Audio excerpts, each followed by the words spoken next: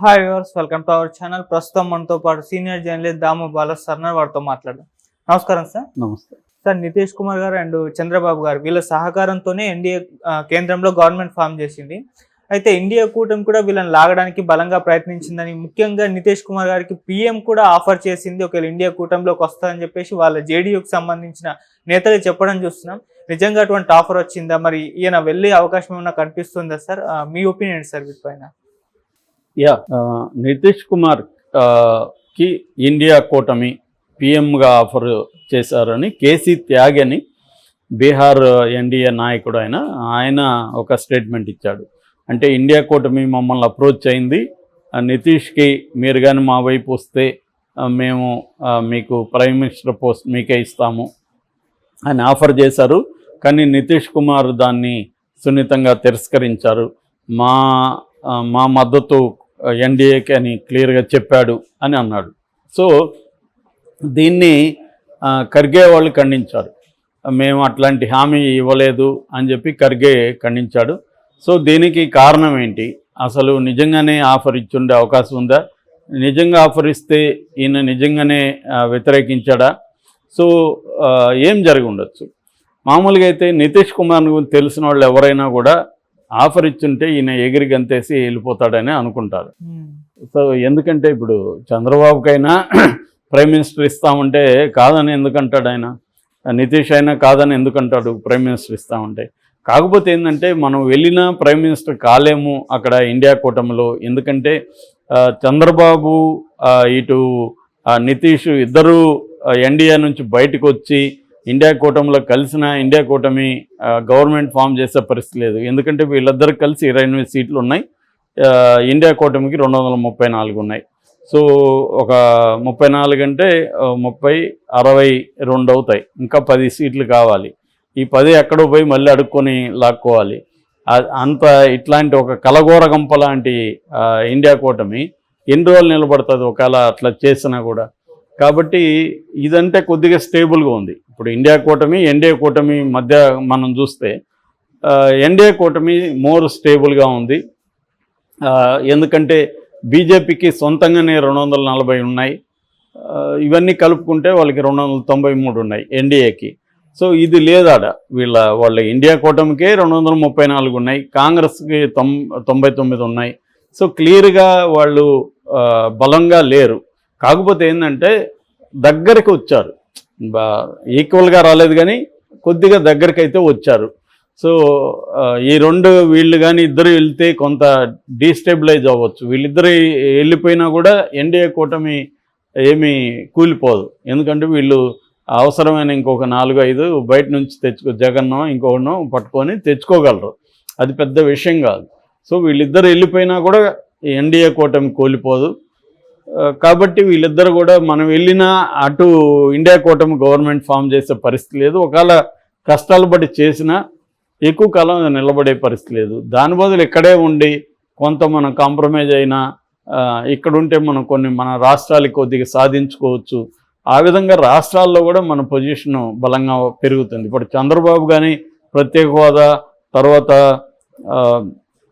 కొన్ని Polavaram project complete చేయడం, అమరావతిని నిర్మించడం, దాన్ని ఏమంటారు మన ఉక్కు ఫ్యాక్టరీని ప్రైవేటీకరణ చేయకపోవడం, ఇట్లా కొన్ని పనులు చేయగలిగాడు. కొంత ఇండస్ట్రీస్ తీసుకురావడం, ఇవన్నీ చేయగలిగాడు అనుకో. ఖచ్చితంగా చంద్రబాబుకి నెక్స్ట్ 2029లో కూడా చంద్రబాబు బలంగా నిలబడిపోతాడు. ఎందుకంటే జగన్ చంద్రబాబును విమర్శించడానికి పెద్ద అస్త్రాలు ఉండవు. సో ఇంత స్థాయిలో ఎవరు ఇప్పటి వరకు చేయలేదు కాబట్టి చంద్రబాబు చేశాడు. కాబట్టి చంద్రబాబు పేరు సుస్థిరంగా అయిపోతుంది.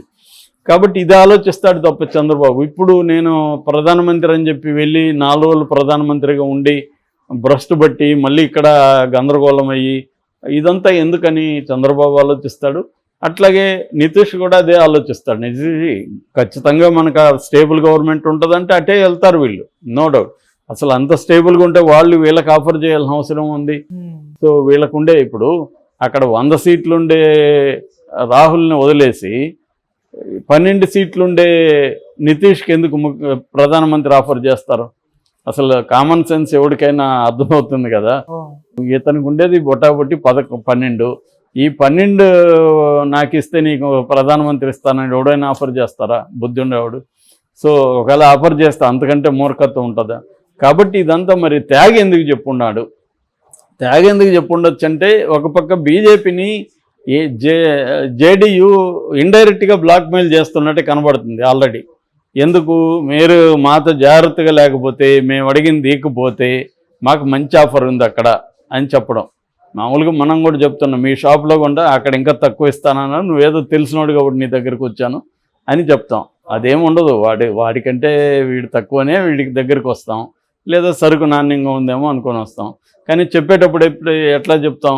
నీకంటే తక్కువ ఇస్తానన్నాడు అతను, నువ్వు మరి చూసుకో అని చెప్తాం. అంటే అతనికంటే తను తక్కువ ఇవ్వాలనేది మన ప్లాను. ఇది గేమ్ నడుస్తూ ఉంటుంది అన్ని చోట్ల, సామాన్య జీవితంలో దగ్గర నుంచి రాజకీయాల వరకు ఈ గేమ్ అందరూ ప్లే చేస్తుంటారు. అలాగా ప్లే చేయడం తప్ప ఈ జేడీయూ వేరేదేమీ కాదు.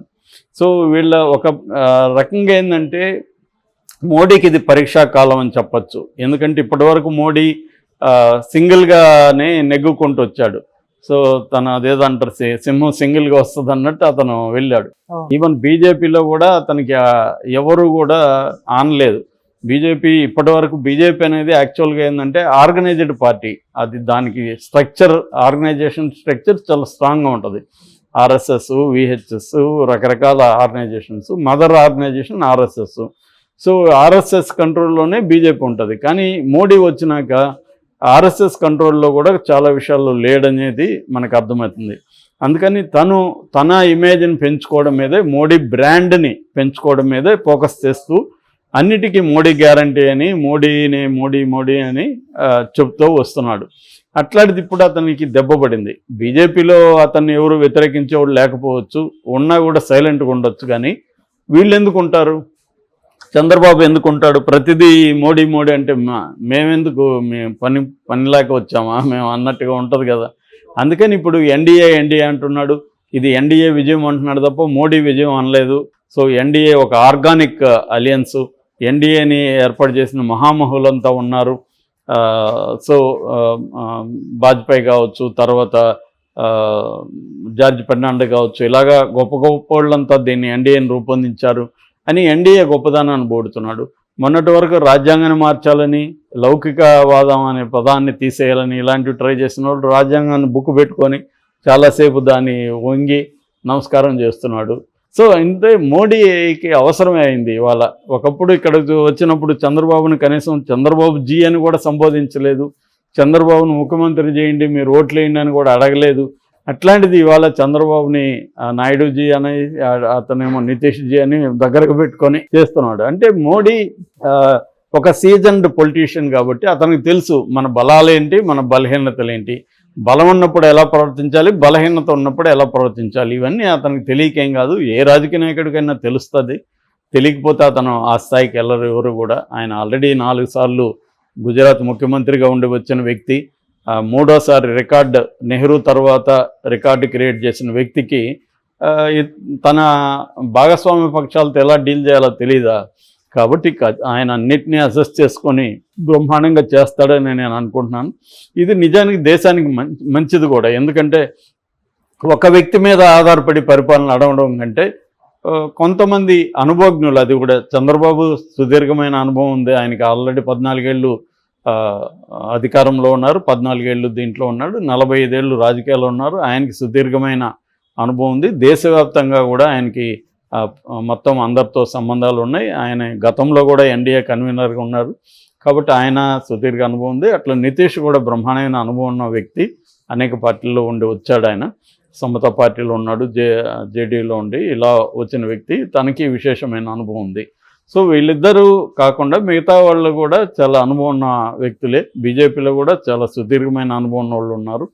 కాబట్టి నాకు తెలిసి ఇదంతా కూడా ఏంటంటే చిన్న మోడీని బెదిరించడానికి తప్ప, నా పర్టికులర్ ఉద్దేశం అయితే మాత్రం మోడీ 5 ఏళ్ళు గవర్నమెంట్ని అయితే నడుపుతాడని నేను అనుకుంటున్నాను. Okay sir, thank you so much.